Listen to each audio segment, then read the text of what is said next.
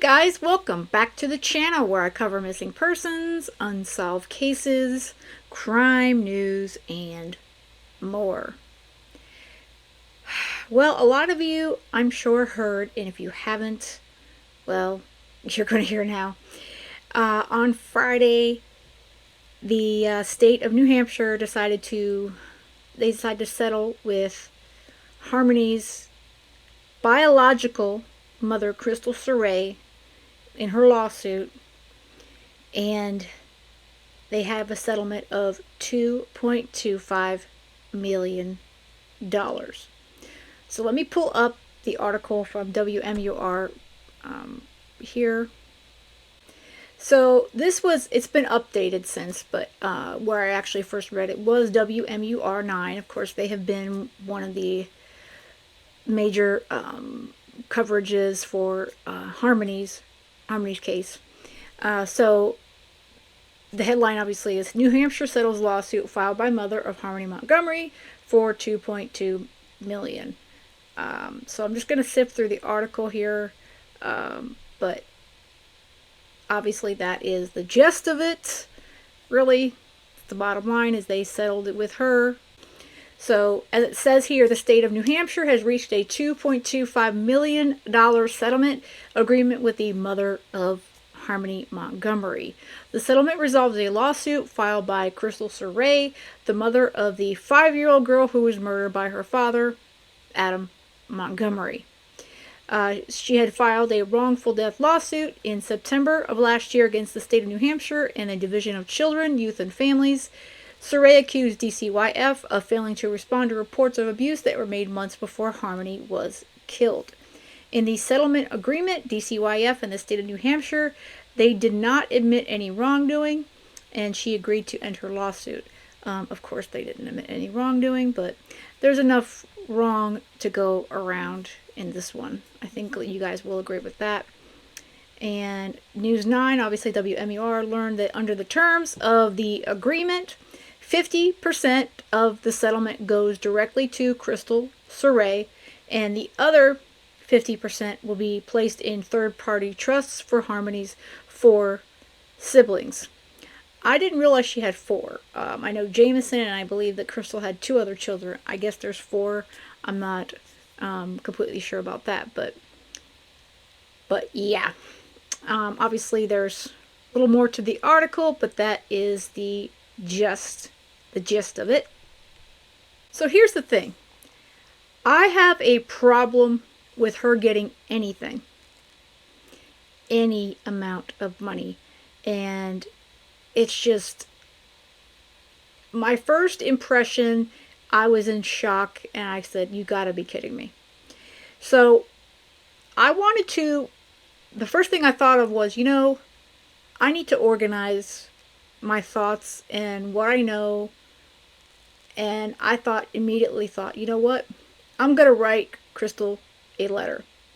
Granted, she will probably never watch this video, okay? But I, as well as most of you, have fallen in love with this sweet girl, Harmony, who we never knew. And I just feel like she deserves every single bit of justice. She deserved all the love in the world. And yes, she's received justice to a degree, but there's so many other parties that failed her. I mean, pretty much every adult failed this sweet child. So to me, Crystal getting anything, any settlement, when she no longer had custody, and she really wasn't there as a mom for Harmony, it's hard. It's a hard pill to swallow. That's for sure. So let me read my little letter to Crystal. Like I said, I kind of wanted to organize the thoughts, and as always, I want to hear you guys' opinions as well. So here is my letter to Crystal Sorey. Dear Crystal, you probably have no idea who I am, but I definitely know who you are.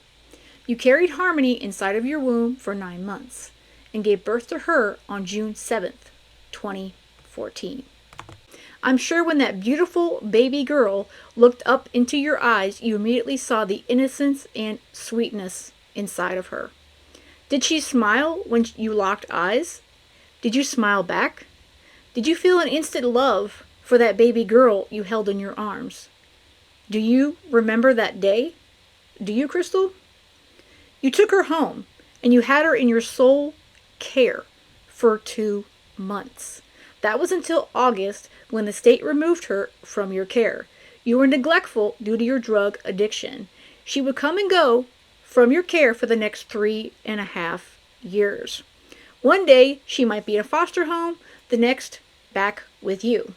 How confusing that must have been for her. In January 2015, and then again that July, she visited her father, Adam, aka sperm donor, in prison. How did you explain that to a baby, that this was her father? Was that something you talked to her about? Yes, I realized she was a baby at that time, but I'm sure this stranger behind bars was both scary and unnerving for her. Adam Montgomery would be released from prison in September 2015. You might think he would want to connect with his daughter. Sadly, that just wasn't the case.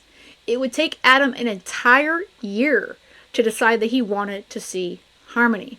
DCYF approved the visitations because, well, he was her biological father. What else could they do? Adam would visit just 5 times with Harmony during a 5-month period. He then seemingly decided that he had better things to do than see his daughter and stopped visits in February 2017. Harmony would have been almost 3 years old at that time. Did she ask where her daddy was? It would have been another 7 months before he decided to reemerge from whatever hole he had fallen into and then back into her life. Then in July of 2018, you lost custody of Harmony. DCF took her and placed her into a foster home. Was your drug addiction, your love for getting high, more important than your baby girl? She was 4 years old, and surely she understood a lot more than we can all imagine.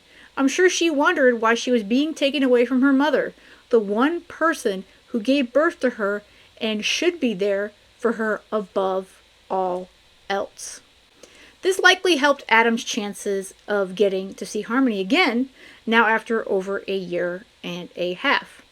DCF granted him visitation with her in August of 2018. She then gets placed with a foster family, and her dad decides he wants to be in her life. Do you think this was a scary time for Harmony? Do you think she ever wondered if anyone would truly be there with her with any stability? I believe that despite Harmony not having her bio mom and dad in her life, she may have been at the most stable by the fall of 2018. She was with a family who made sure that she had food, clothes, a roof over her head, and went to school. This would last for about 6 months for her.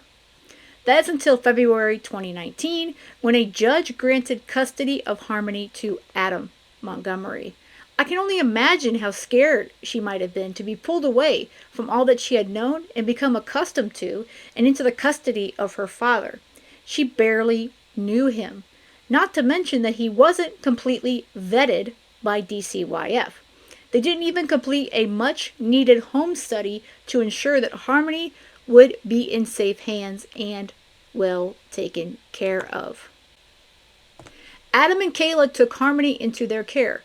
Did she ever have any happy moments from that day forward, or did the abuse begin immediately? I could only imagine how fearful she became of this man whom she was told was her father. Did she believe that she was doing something wrong? That she couldn't live up to whatever he expected of her?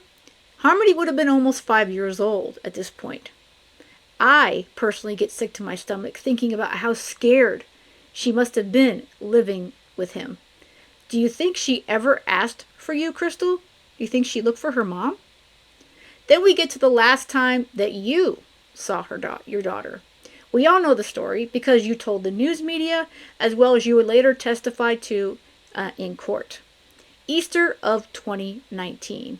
You had a FaceTime call with Harmony. This is when you flashed an Easter basket in front of the camera to her, promising that you would see her soon and give her the basket. Well, that would never happen though, would it, Crystal? On July 29th, 2019, DCYF receives an anonymous call regarding Harmony's well-being. The caller stated that they saw the 5-year-old the week prior with a black eye. A CPS worker would visit the home of Adam and Kayla Montgomery and shrug off the concern after finding nothing wrong. On August 7th, a CPS worker returned to the Montgomery home and spoke with Harmony as well as Adam and Kayla. This worker makes a note in her report that Harmony had a red mark in one of her eyes as well as a fading bruise under her eyelid. Adam tells the worker that the injury occurred while playing with a sibling. A toy struck her eye. The same worker called you at that time, Crystal, and you explained that you no longer had custody of your daughter. A final follow-up visit from CPS occurred on October 1st, 2019. The worker wrote in their report that the kids appeared happy and healthy, closing out the claims of abuse. The worker did note, however, that the family should be considered at high risk for future child welfare concerns. Harmony's life was horrifically cut short in December 2019. Those last days were purely terrifying for her, I'm sure. I still think about the description Kayla told detectives about the last moments of her life. She may have been in a car with Adam, Kayla, and her siblings, but in reality, she was all alone. Crystal, did you ever think about Harmony after that call on Easter of 2019? This was your baby girl, yet you also abandoned her in the care of someone you have told us is a monster.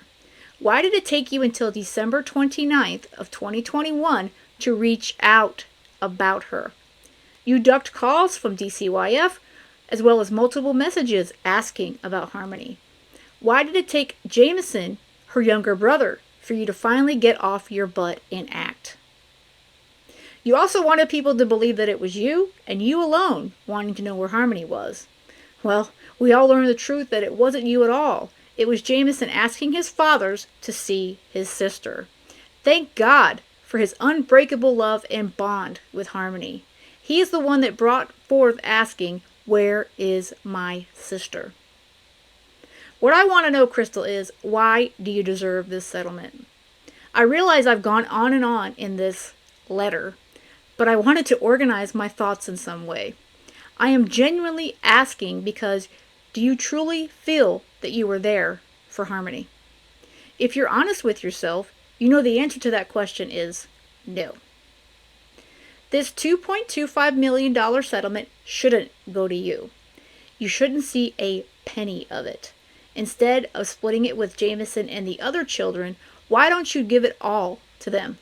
Or use that 50% that you are supposed to get to do something in Harmony's name. Do something that would honor her memory. It's the right thing to do. You can't turn back the clock and save her or be a better mother, but you can make her proud right now. Sincerely, Shannon, TCB. So those were my thoughts. Kind of like I said, I wanted to get it out. Initially I was fuming. At this point, I'm more sad.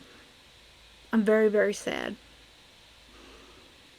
This case has broken my heart from the moment I heard about Harmony and saw her sweet face.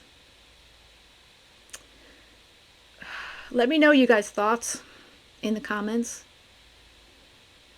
With that said, I hope you have a great rest of the day. And most of all, stay safe.